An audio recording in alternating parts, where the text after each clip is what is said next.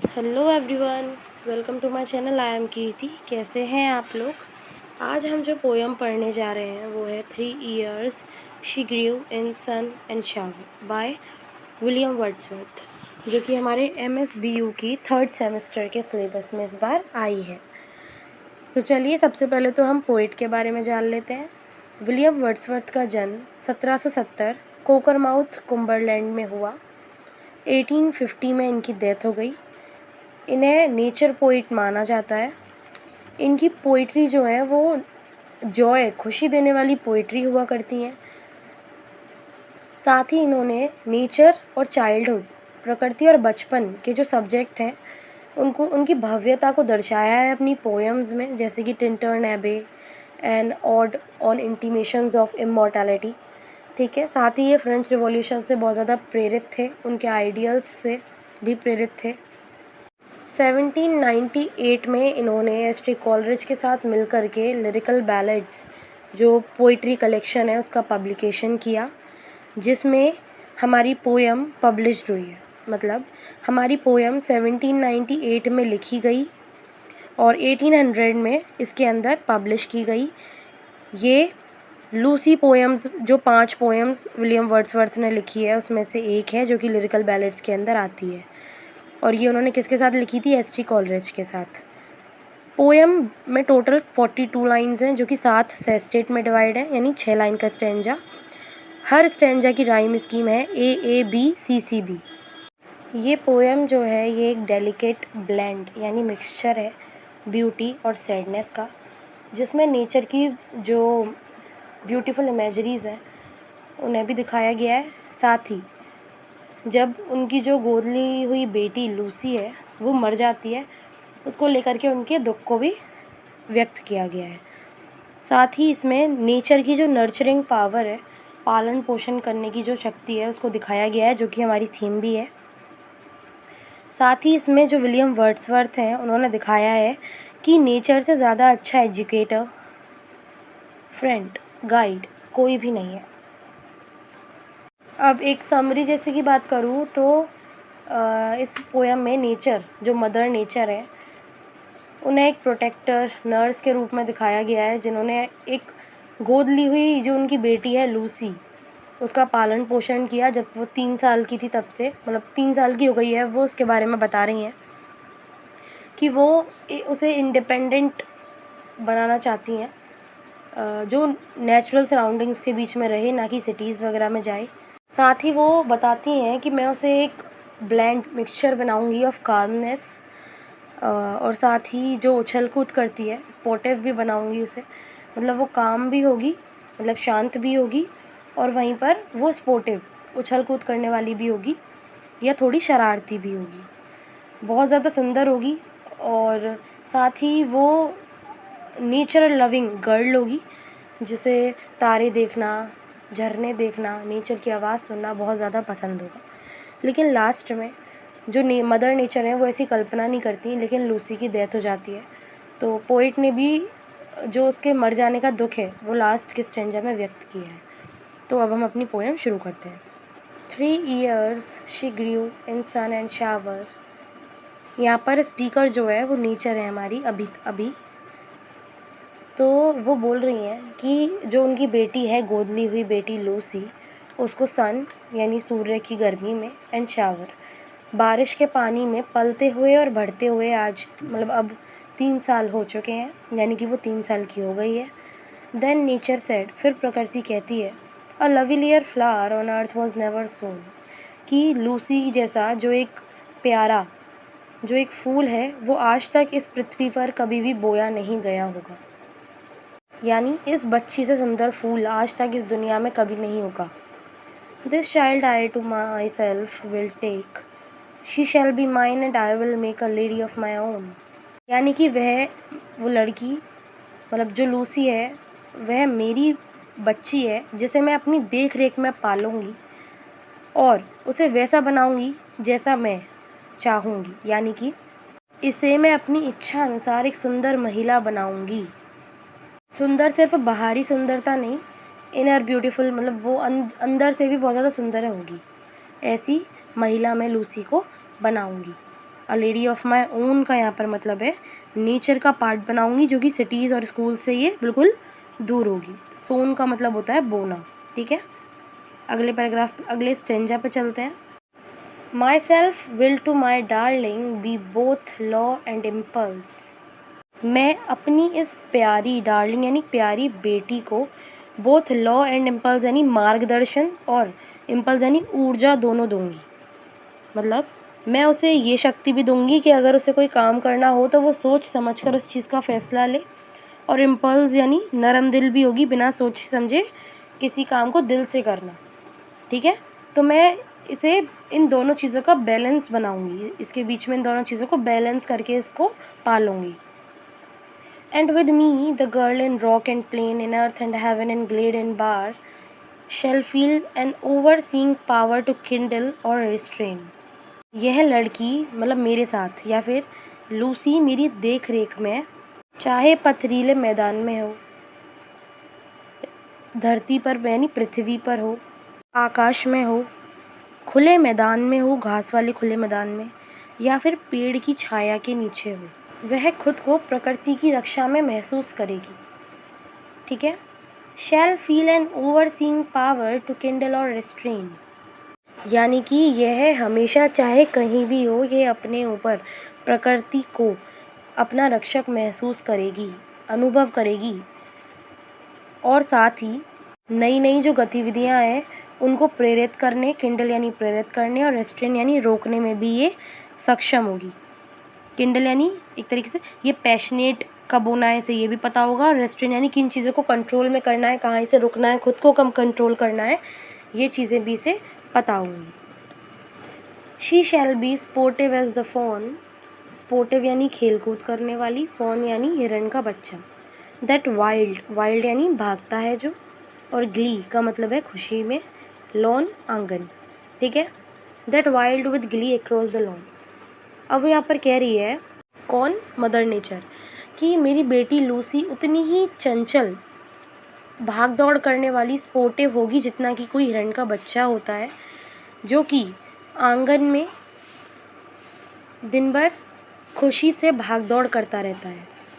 और अब the mountain springs का मतलब है कि आंगन में या फिर पहाड़ की ढलान पे जैसे कि हिरण का बच्चा उछल कूद करता है खुशी से, उसी की तरह जो मेरी बेटी है वह भी चंचल होगी और यहाँ वहाँ उछल कूद करेगी खुशी से। And hers shall be the breathing balm, and hers the silence and the calm of mute insensate things. देखो, माउंटेन स्प्रिंग्स का मतलब मैंने आपको बता ही दिया। ब्रीदिंग बाल्म का मतलब है जीता जागता रिलीफ, यानी ऐसे ही होगी वो जो कि जीवित वस्तु के रूप में, जो कि दूसरों को सुकून पहुंचाएगी। इंसेंसेट का मतलब है नॉन लिविंग, जो अजीवित चीज़ें हैं वो। तो मदर नेचर कह रही हैं कि जो लूसी है वो बिल्कुल संसार में जो बेसुध नॉन लिविंग थिंग्स हैं, अजीवित चीज़ें हैं, उनकी तरह ही शांत, सौम्य होगी, बिल्कुल स्थिर होगी। यानी कि आप दो चीज़ें बता दी कि एक तो वो हिरण के बच्चे की तरह चंचल भी होगी, लेकिन साथ ही वो जो नॉन लिविंग थिंग्स होती हैं उनकी तरह शांत भी होगी, यानी कि मैं उसके बीच में बैलेंस बनाकर चलूँगी। ठीक है, कॉन्ट्राडिक्टरी चीज़ें बता दी कि अच्छी मतलब एक तरीके से वो बहुत ज़्यादा चंचल भी होगी और एकदम शांत भी होगी। आगे कह रहे हैं वो, the floating clouds their state shall lend to her. Floating clouds का मतलब है तैरते हुए बहते हुए बादल, लैंड का मतलब है उधार देना। For her the willow band, willow एक तरह का पेड़ है जिसकी जो टहनियाँ ब्रांचेस होती हैं वो बहुत पतली, लंबी और लटकी हुई होती हैं। तो यहाँ पर मदर नेचर कह रही हैं कि जो बहते बादल हैं वो लूसी को अपना सम्मान प्रदान करेंगे, यानी उसकी ये जो सौम्यता वगैरह को देखकर वो बादल भी अपना राज्य, अपना स्टेट, यानी मतलब जहाँ पर वो रहते हैं वो अपनी जितनी भी आकार वगैरह चीज़ें हैं वो उसको उधार देने के लिए राज़ी हो जाए, मतलब बादल भी उसको इतना सम्मान देंगे। और जो विलो यानी जो पेड़ है, विलो नाम का जो पेड़ है, वो भी उसकी सौम्यता, उसकी अंदरूनी सुंदरता को देखकर उसके आगे बैंड यानी सर झुकाएगा, झुकेगा, उसको सम्मान देगा, उसके लिए आश्रय लेगा।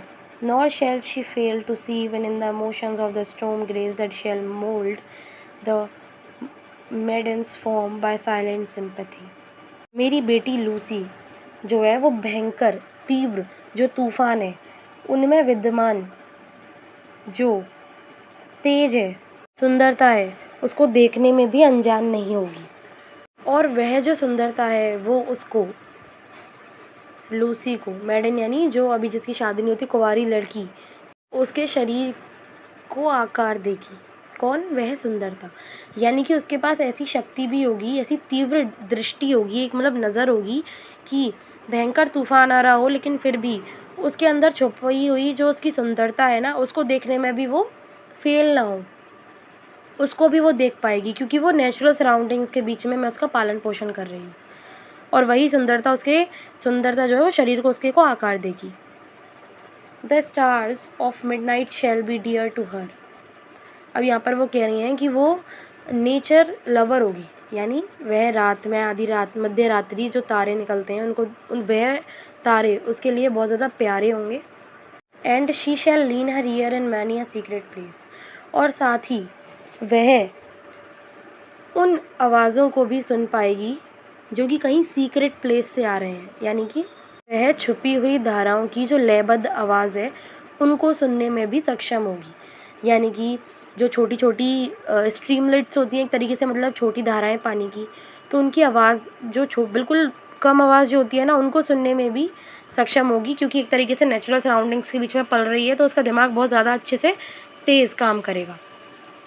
Where rivulets dance their wayward round, मतलब जहाँ पर जो मैंने बताया ना सीक्रेट प्लेस छुपी हुई स्थान कौन सा, जहाँ पर रिवल्यूट्स यानी धाराएं टेढ़ी मेढ़ी भागती हुई डांस करती हुई जा रही हैं, यानी कि आवाज़ करती हुई जा रही हैं, तो वो जो धाराओं की आवाज़ है छुपी हुई वो भी वह सुन पाएगी। एंड ब्यूटी बॉन्ड of murmuring sound shall pass into her face, और ये जो बहते हुए धाराओं की ये जो छुपी हुई आवाज़ है, मतलब धाराओं से ये जो एक तरीके से सुंदरता उत्पन्न हुई है ये चुपके से उसके चेहरे पर ट्रांसफ़र हो जाएगी, यानी कि वो जो सुंदरता है वो उसके चेहरे पर दिखाई देगी, उसका चेहरा भी उस धाराओं की आवाज़ को सुन करके चमकने लगेगा उन्हीं की तरह।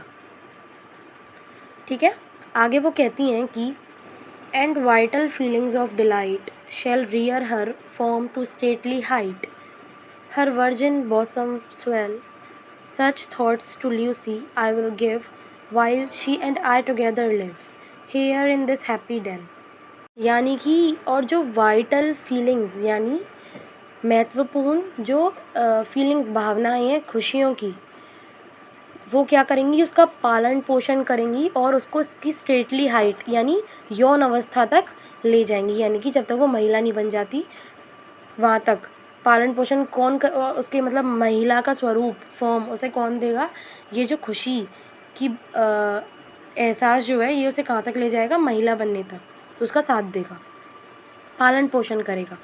हर वर्जिन बॉसम स्वेल, जब तक का उसका जो चेस्ट है वो फूल नहीं जाता, यानी कि एक तरीके से यहाँ पर बता रहे हैं कि जब तक वो युवा नहीं हो जाती एक महिला में कन्वर्ट नहीं हो जाती तब तक उसका पालन पोषण मैं तो कर ही रही हूँ, साथ में कौन करेंगी, ये जो खुशी की फीलिंग्स हैं इमोशंस हैं ये उनका पालन पोषण करेंगे जब तक कि वो महिला नहीं बन जाती। ठीक है, such thoughts to Lucy I will give while she and I together live here in this happy day, जब तक मैं और लूसी साथ में यहाँ घाटी में रहेंगे खुशी इस मतलब खुशनुमा घाटी में रहेंगे, मैं तब तक अपने जो विचार हैं मैं लूसी को बताती रहूँगी, मतलब मैं उसके पालन पोषण में कोई भी कमी नहीं रहने दूँगी, मैं उसे जितना उत्तम बना सकती हूँ उतना उत्तम मैं उसे बनाऊँगी, अच्छे अच्छे विचारों को मैं उसे दूँगी।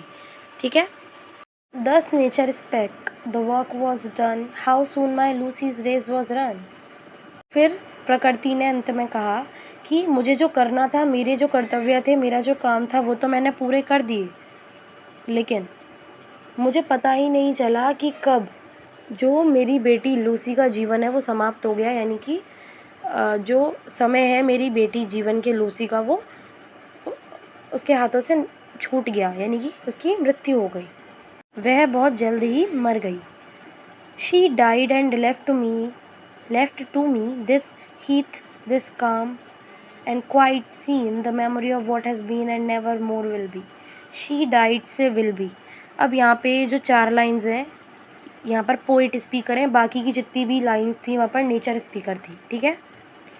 अब यहाँ पर पोइट कह रहे हैं कि लूसी तो मर गई, लेकिन उसके पीछे से अब वो मेरे लिए क्या छोड़ के गई है, एकदम शांत निर्मल मैदान जैसा जो क्वाइट सीन अब वो मेरी ज़िंदगी में छोड़ गई है। यानी कि सिर्फ उसकी यादें ही हैं मेरे पास, जो कि एकदम सन्नाटे शांति से भरी हुई हैं, बिल्कुल खाली मैदान की तरह।